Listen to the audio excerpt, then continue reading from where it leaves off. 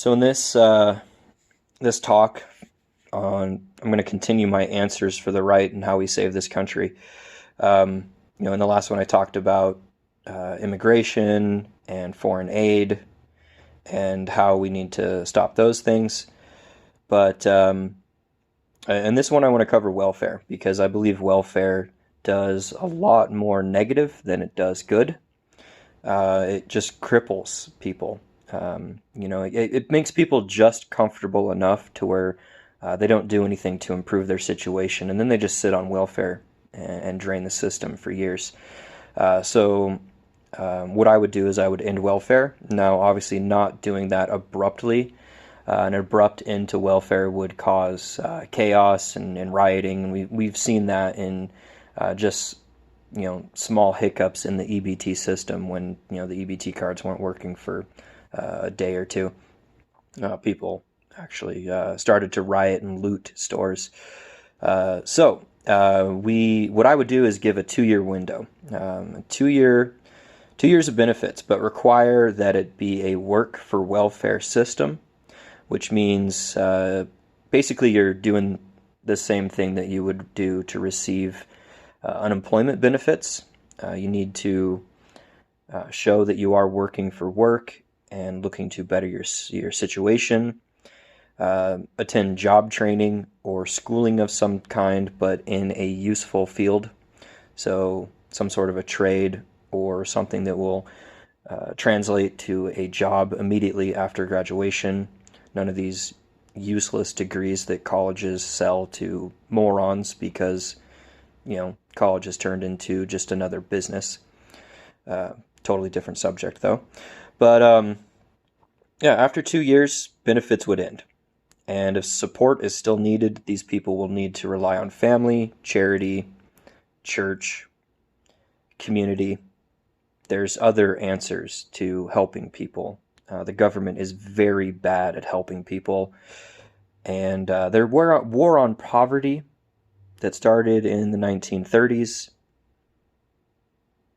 Well, when you go to war against something, you're supposed to win. We definitely haven't won.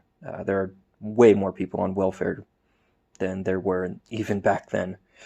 And it hurts community. It hurts community because these people, rather than relying on friends, family, church, and charity, they just go to Big Daddy government.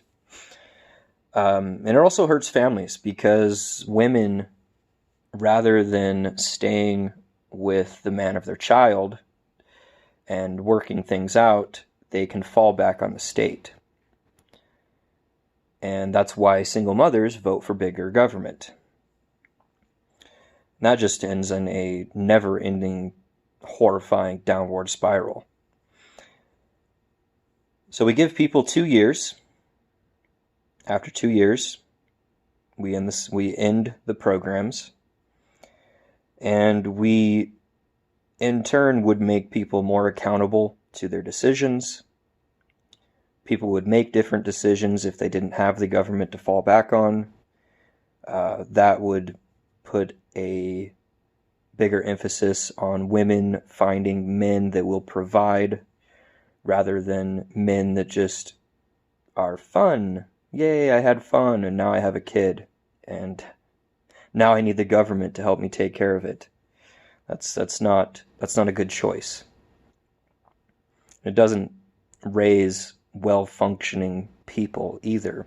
It just furthers the negative downward spiral. Very few people that grow up on welfare come out of those systems doing well. It takes a certain kind of person. I somehow managed to get out of that hell. But it would make women choose better men, and it would make men better because men would have to be more accountable to attract women. Because now your adult indulgences have consequences. And people need consequences. People need consequences to learn. Some people have to learn the hard way. So, we end entitlements. We have $150 trillion of unfunded liabilities on the books. And our country's 21 trillion plus in debt. It's not going anywhere good, guys. And if we don't put forth this kind of system, which even this is going to be probably labeled extremist, we're done for. Our country can't just keep going into debt. Eventually that's got to end. Or the whole system just crumbles. And if the whole system crumbles, or if they have to stop this stuff abruptly because they realize they've run out of money, it's going to be a lot worse. You know? So treat the problem now before the problem metastasizes into a cancer that we can't come back from.